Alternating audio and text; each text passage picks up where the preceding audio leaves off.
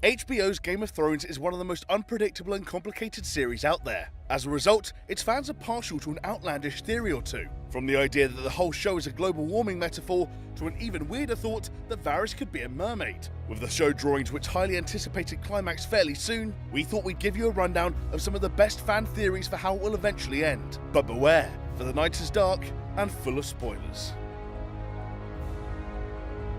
This is 10 Game of Thrones theories that will blow your mind.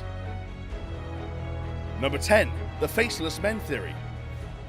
Some Game of Thrones theories you'd love to see come true, and others you really wouldn't. One theory that falls into the please God no category is one surrounding popular fan favourite Arya Stark. Namely, it's the Arya is dead theory.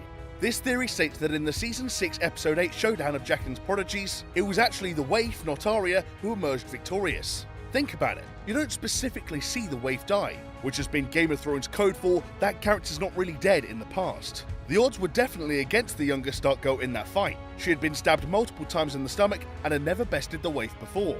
Then there was Jaqen's reaction. Why would he give that creepy little smile unless he knew there was something else going on? So secretly wearing Arya's face, the waif is now travelling up north. Who knows what her endgame is, but I'm gonna guess it's not good news for the Starks. King Robert and the Lannisters considered using faceless men assassins to kill Daenerys way back when, meaning it's not out of the question that the waif could be working for them now, hired to kill Cersei's enemies in the north. Number 9. Samwell is the narrator. This theory is one that's been gaining a lot of popularity online lately. It's even been discussed by John Bradley, the actor who plays the character in question. The idea is that the entirety of the show is based on a chronicle of events written by everyone's favourite maester in training, Samwell Tarly. Season 7 sees Sam in his nerdy element at the Citadel, surrounded by books and studying under Professor Slughorn, Archmaester Ebrose. Ebrose is writing a history titled The Chronicles of the Wars Following the Death of King Robert I. Sound familiar? Yeah, that's basically just a fancy way of saying the plot of Game of Thrones. Sam comments on the title, saying that he would have gone for something a bit more poetic. What could he be thinking? A Song of Ice and Fire, perhaps? Fans of this theory have predicted that the final scene of the fantasy medieval will be Sam closing the big book of the series. Whilst this prediction doesn't really tell us anything about who will end up on the Iron Throne, it would mean that at least Sam survives to the end. Number 8. Who is Azor Ahai? This theory surrounds a prophecy that a legendary leader who once saved the world from darkness, Azor Ahai, will be born again. They'll be born amid smoke and salt, and shall draw light from the fire a burning sword Lightbringer. Fairly obviously, the two most popular candidates for the role are Jon and Daenerys, largely because of Jon's kick-ass swordsmanship and Daenerys being born at the height of a storm. There are 1001 blogs explaining why either of these two could be Azor, so instead, we're going to focus on another candidate who'd be a lot more of a curveball, the Hound. This theory comes from two defining moments in Sandor Clegane's life. The fire that burned him as a child, aka smoke, and the Battle of Blackwater that almost killed him, aka salt. Plus, it'd be a hell of a plot twist to see the Hound, who's normally thwarted by his fear of fire, saving the day with a flaming sword. You can't say that wouldn't be an amazing ending. Number 7. The Mad Queen. We all know about Mad King Aerys Targaryen, but could we be about to see the Mad Queen? For a while there, it was thought that Daenerys was going to fill that role, what with her being the Mad King's daughter and her literally burning her enemies with dragonfire. But now, there's a new Queen Psycho bidding for the title, Cersei. The Lannister matriarch has blown up large parts of King's Landing and executed one of the most sadistic deaths of the whole series, which for Game of Thrones is really saying something. If we assume this theory is right and Cersei is the Mad Queen, what does this mean for the end of Thrones? Well, the Mad King got killed by the Kingslayer, so for symmetry's sake, could the same fate await the Mad Queen? The idea that Jaime kills Cersei is one that's been knocking around for a while. It's based on the prediction of Maggie the Frog who, in the books, told the young queen that she'll be killed by the Valonqar, which translates as little brother. This could refer to Tyrion, seeing as the dislike between he and Cersei is far from secret, or, plot twist, Jaime. Number 6. The Walkers Cross the Wall.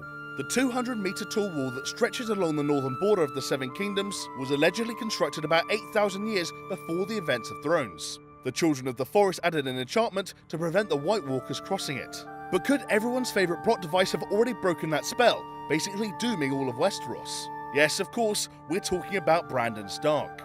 In Season 6, Episode 5, when Bran was doing a spot of unsupervised three-eyed ravening, he was touched and marked by the Night's King. This mark allowed the White Walkers to break through the children's magical defences and attack them, Bran and co., leading to the heartbreaking Hold the Door scene. Now that Bran's back in Winterfell, does this mean he's just gifted the Walkers free pass over the wall?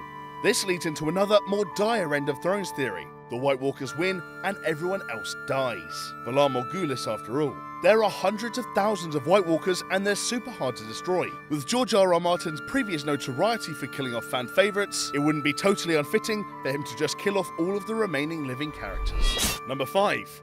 Bran the Builder. While we're on the topic of Bran, there are a lot of theories floating around about the role he has to play in shaping the entire plot of the show. Even before he started walking away, little Bran was the first domino to set key events in motion. If he hadn't spied on the Lannister twincest, Jaime wouldn't have pushed him out of the tower, and a lot of what happened in Season 1 might not have done. But now we know he has his eye-rolling, animal-controlling, timey-wimey superpower. That makes the potential for Bran's influence even greater. It's been confirmed that Bran can not only witness, but can influence moments in the past, hence the whole Hodor thing. This has led to the circulation of the Bran the Builder theory. Bran the Builder, who our Bran is named after, was the one who built Winterfell and the Wall in the first place. The idea is that modern-day Bran, having seen the devastation that the Walkers will bring, travels back in time to become his namesake, building the wall to defend against the future undead army. Not only this, but some speculate that Bran was the voice in the Mad King's ear that turned him insane. There would be less purpose behind this though, unless it was another accidental Hodor situation. Number 4. The Walkers are the good guys. It'd be an absolutely huge plot twist if it turned out that we should have been rooting for the Walkers all along. But that's one theory that's actually getting quite a lot of momentum online. A bit like the story of Noah's Ark in the Bible, the idea here is that mankind has become corrupt and evil, and the Walkers are intended to cleanse the nation. In order to justify this, the show has spent over 6 years showing most of its characters scheming, lying, murdering, raping, and just generally being dicks. Another take on this "the Walkers are good" theory is that it was actually them who built the wall in the first place. Think about it. The wall was allegedly built as part of the original Azor Ahai's battle to drive the Walkers away. But are we really to believe that it was built quick enough to halt a devastating advancing army? Even with the children's magic, surely such a feat would have taken hundreds of years. So this leads some to believe that the Walkers were in on it the whole time, and had reached an agreement in order to end the war for the Dawn. Now mankind has turned into such murderous animals, the Walkers have decided it's time for that agreement to be broken. Number 3. Three-headed dragon. This theory is one of the most popular Game of Thrones theories out there, and it stems from a prophecy given to Daenerys in the books. The dragon has 3 heads. This has been understood pretty much universally to mean that 3 dragon riders are required in order to win the Great War. Seeing as Daenerys has 3 dragons, it's pretty much a given that she'll be one of those riders. The question now is who will be joining her. Ever since the infamous R+L=J theory was confirmed in Season 6, the probability that the second dragon rider will be Jon Snow has grown. But Jon might not be the only character with a secret Targaryen heritage, as a strong candidate for the third rider is none other than Tyrion Lannister. Some fans speculate that Mad King Aerys had an affair with Tywin Lannister's wife Joanna, and Tyrion was the result of this affair. They point to Tywin's disdain towards Tyrion as further evidence towards this. Oh, and the fact that Tywin said, "You're no son of mine" with his dying breath. Maybe that was more literal than it first appeared. Number 2. The Grayscale Walker theory. You can't deny there's something connecting Grayscale and the White Walkers. Let's start with some pretty basic links. They certainly have similar aesthetics, and they're both pretty much zombies unable to feel. Then there's the fact that those infected with Grayscale, aka the Stone Men, are sent to live in the ruins of the Valyrian Peninsula, the very home of Valyrian steel, one of the few known substances that can kill a walker. Now what this means isn't super obvious, but in Game of Thrones, accidental coincidences are a rarity. Dragonglass, another way to kill the dead, has also been hinted as a possible cure for Grayscale. And thanks to one of the grossest scenes in Thrones history, we know that the condition can be cured even in its advanced stages. With similar traits and weaknesses, is it possible that Grayscale is just another manifestation of the magic behind the Walkers? Could the Stone Men just be Walkers created from the living rather than the dead? After all, we don't know where the infection came from in the first place, only that it passes through physical contact. So maybe the Night King's dead army isn't the only zombie horde that should be worrying the people of Westeros. He might also be able to control the Stone Men. Number 1. Jon and the Night King.